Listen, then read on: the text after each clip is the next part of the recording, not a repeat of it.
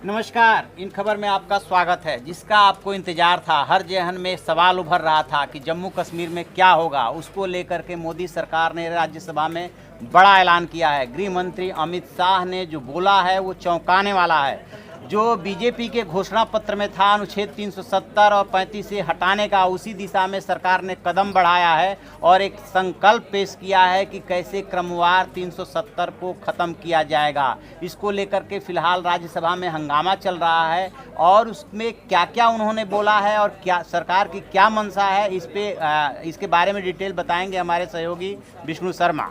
दरअसल जब से ये हंगामा होने लगा था, जो अमरनाथ यात्रा को लेकर लगाया गया कि आप वापस लौटाइए, यात्री सारे वापस आने लगे, इतने सारे ट्रुप्स भेज दीजिए, और उसके बाद नज़रबंद कर दिए गए जो भी सीएम है और मोबाइल इंटरनेट सेवा सब रोक दी गई। उसके बाद से तय था कि कुछ ना कुछ होने जा रहा है।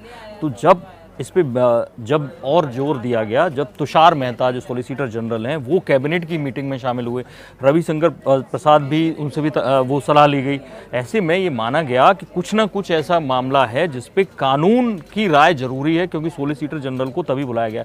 वो पार्लियामेंट में भी गृह मंत्री के साथ पहुंचे, अभी भी वहाँ मौजूद हैं, ताकि अमित शाह को अगर कुछ समझना पड़े तो मसला क्या है। अब अमित शाह ने वहाँ पर, हालांकि उनका जो संसद का जो बिजनेस दिया होता है कि आज क्या उन्हें पेश किया जाना है, वहाँ पे लिखा गया था कि जो रिजर्वेशन का जो मामला है कि लागू हो वहाँ पर पार्लियामेंट में जो आरक्षण है, तो उसको लेकर पहले से तय था। लेकिन वहाँ जब बोलना शुरू हुए, हंगामा हुआ, तब अमित शाह ने जो बात की, उन्होंने एक बात कही जो रिजर्वेशन के विधेयक के अलावा, कि कैसे एक संकल्प है 370 हटाने का, और उन्होंने 370(3) का हवाला दिया।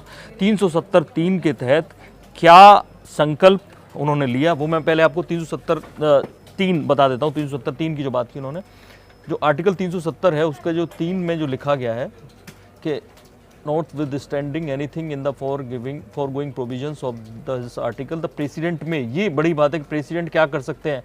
The president may by public notification, या तो पब्लिक नोटिफिकेशन के through declare that this article shall cease to be operative or shall be operative only with such exception and modifications, and from such date that he may specify, provided that the recommendation of the Constituent Assembly of the state referred in clause 2 shall be necessary before the president issue such a notification। अब ये इसका जो हवाला दिया है उसके तहत कि प्रेसिडेंट को ये राइट है कि कैसे वो 370 जो धारा है उसके कुछ खंड को सीज कर सकते हैं।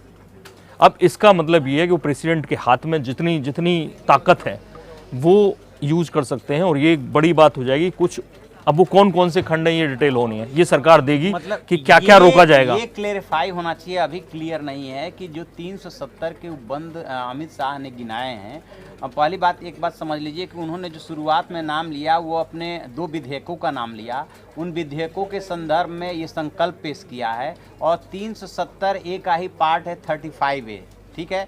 370 के अंतर्गत 3 चीज़ें हैं, फॉरेन अफेयर्स है, कम्युनिकेशंस है और डिफेंस है। हाँ, डिफेंस है। वो तीनों जो है उसके बारे में केंद्र सरकार डिसीजन लेती है, बाकी सारा राइट जम्मू कश्मीर के पास है।